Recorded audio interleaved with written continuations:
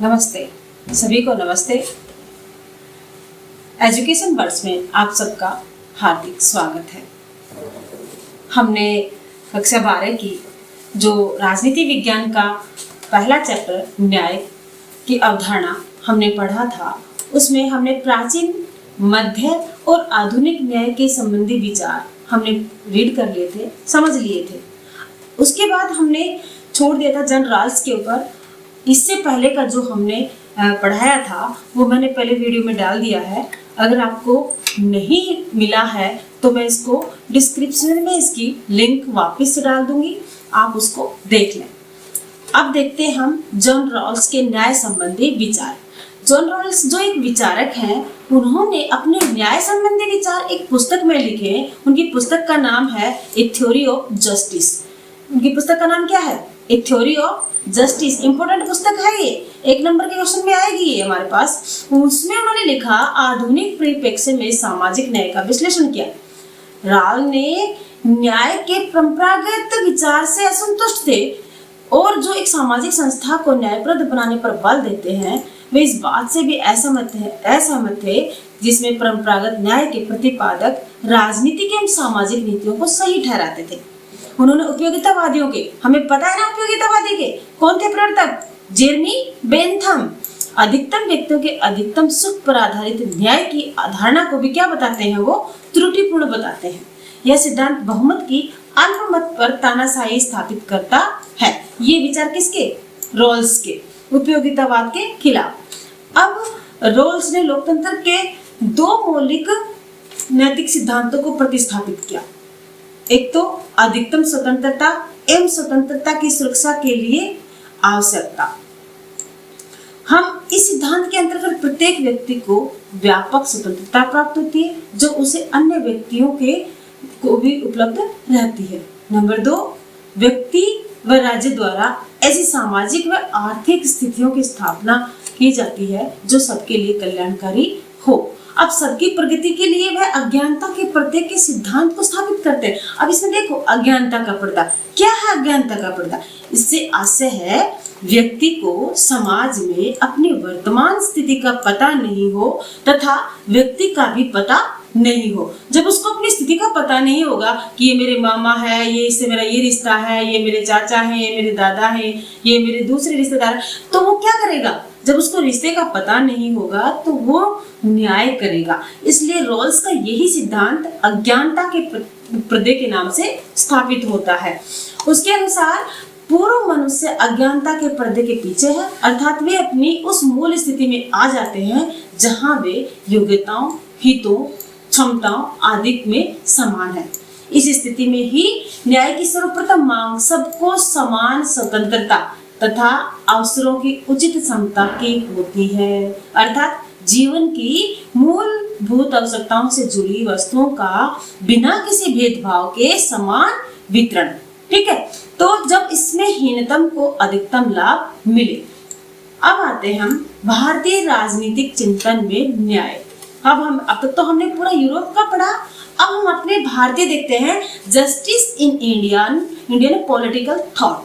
अब उसमें देखते हैं भारतीय प्राचीन राजनीति में सामाजिक चिंतन में विद्यमान धर्म की धारणा एवं प्लेटो के न्याय सिद्धांत में समानता। हमारा जो धर्म का सिद्धांत है और जो प्लेटो ने अपने न्याय सिद्धांत दिया, उनमें क्या है? समानता। धर्म की प्राचीन भारतीय अवधारणा व्यक्ति को समाज में उसके नियत स्थान एवं निर्दिष्ट कर्तव्यों का अभिज्ञान कराती है। समझ में आ गया ना? यानी कि उसके जो कर्तव्य हैं उनका ज्ञान कराती है। यह अवधारणा तत्कालीन सामाजिक व्यवस्था में सामंजस्य यानी कि आपस में तालमेल बैठाने का मूल मंत्र है। स्वधर्म का भाव व्यक्ति को उसके कर्तव्यों का बोध कराता है। व्यक्ति के अधिकारों व विशेष अधिकारों की उत्पत्ति किससे हुई? स्वधर्म की पालना में ही है। भारतीय जो राजनीतिक चिंतक हैं उनमें कौन का नाम आता है? देखो इसमें मनु, कौटिल्य, बृहस्पति, शुक्र, भारद्वाज, विदुर और सोमदेव। इन्होंने राज्य में व्यवस्था के न्याय को महत्वपूर्ण स्थान दिया है। क्या? जहां प्लेटो की न्याय की अवधारणा मूलतः राजनीतिक व सामाजिक थी, वही भारतीय चिंतन में न्याय के कानूनी रूप को स्वीकार किया गया। कौन से रूप को स्वीकार किया गया? कानूनी रूप को। अंडरलाइन करना है इसको। मनु व कौटिल्य दोनों ने ही न्याय की निष्पक्षता को राज्य व्यवस्था की आधारभूत प्रवृत्ति माना। क्या कहा मनु कौटिल्य ने कि जो न्याय है वो राज्य में तभी स्थापित होगा जब राज्य निष्पक्ष होकर काम करेगा। अब हम देखते हैं न्याय के विविध रूप, डिफरेंट टाइप्स ऑफ जस्टिस। समझ में आ गया? अब इसमें देखते हैं परंपरागत रूप में न्याय की दो धारणाएं प्रचलित रही हैं। एक तो कैसी, नैतिक और कानूनी, किंतु वर्तमान में सामाजिक व आर्थिक न्याय की धारणा ही महत्वपूर्ण है। अब हम देखते हैं मोरल जस्टिस यानी कि नैतिक न्याय। क्या है नैतिक न्याय? क्या है ये? नैतिकता पर आधारित है, ये अपरिवर्तनीय है, अंतिम प्राकृतिक नियम है जो व्यक्तियों के आपसी संबंधों को जोड़ता है, निरूपित करता है, प्रकट करता है। जब व्यक्तियों का आचरण सदाचारी होता है तो उसे नैतिक न्याय की अवस्था कहा जाता है।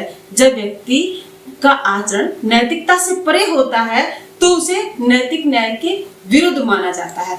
भूतकाल से लेकर वर्तमान तक सभी चिंतक सत्य, करुणा, अहिंसा, वचनबद्धता, उदारता आदि गुणों को क्या मानते हैं? नैतिक सिद्धांत। यानी कि हमें बड़ों का सम्मान करना चाहिए, माता पिता की सेवा करनी चाहिए। क्या है? नैतिक सिद्धांत ही है नैतिकता। ठीक है, अब आते हैं हम कानूनी न्याय, लीगल जस्टिस।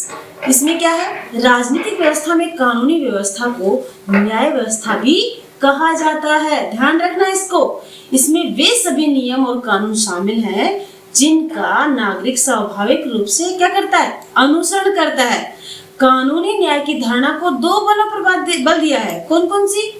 सरकार द्वारा निर्मित कानून न्यायोचित होने चाहिए, यानी कि न्यायबद्ध होने चाहिए, बगैर न्याय के नहीं होने चाहिए। सरकार द्वारा ऐसे कानूनों को न्यायपूर्ण ढंग से लागू करने चाहिए।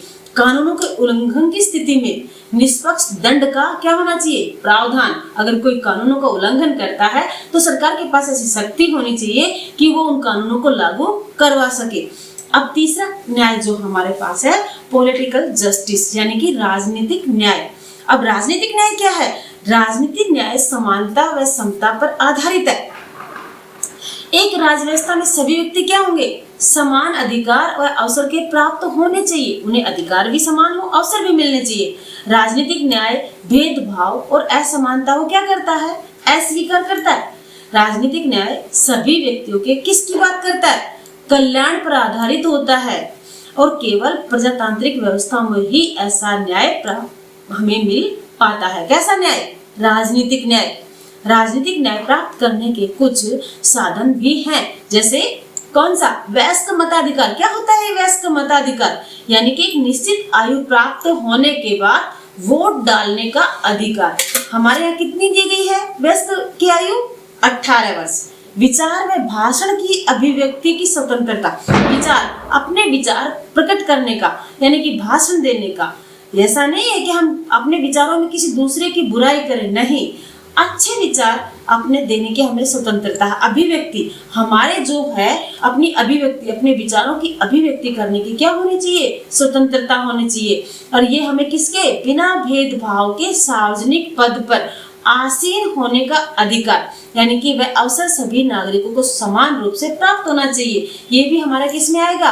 राजनीतिक न्याय में। ठीक है, संविधान में संवैधानिक शासन को आवश्यक माना गया है।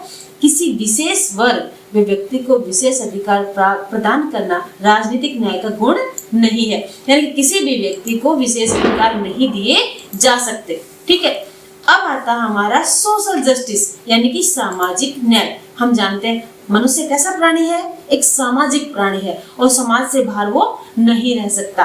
और जब समाज में है तो समाज में क्या होना चाहिए? न्याय होना चाहिए ना। जब समाज में न्याय होगा तभी तो एक राज्य काम कर पाएगा। ठीक है, इसीलिए तो एक सामाजिक न्याय समाज में ऐसी व्यवस्था पर बल देता है जिसमें सामाजिक स्थिति के आधार पर व्यक्तियों में भेदभाव न हो और प्रत्येक व्यक्ति को अपने व्यक्तित्व के यानी कि अपना पूर्ण विकास करने का अवसर मिलना चाहिए।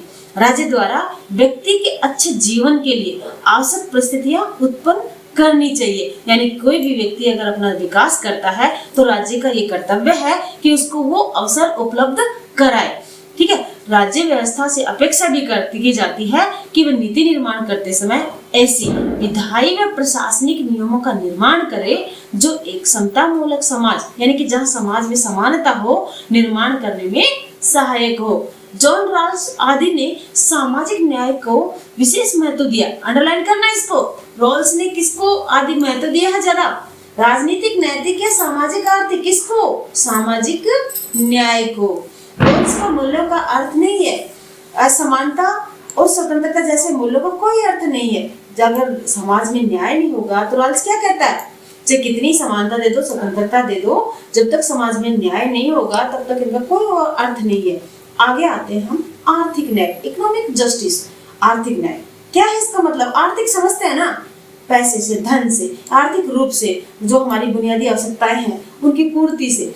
आर्थिक न्याय का उद्देश्य समाज में आर्थिक समानता स्थापित करना, किंतु व्यवहार में आर्थिक समानता ला पाना अभी संभव नहीं है, क्योंकि जो आर्थिक समानता का मतलब सभी लोग अर्थ के रूप में सभी बराबर हो सकता है क्या? ऐसा नहीं हो सकता।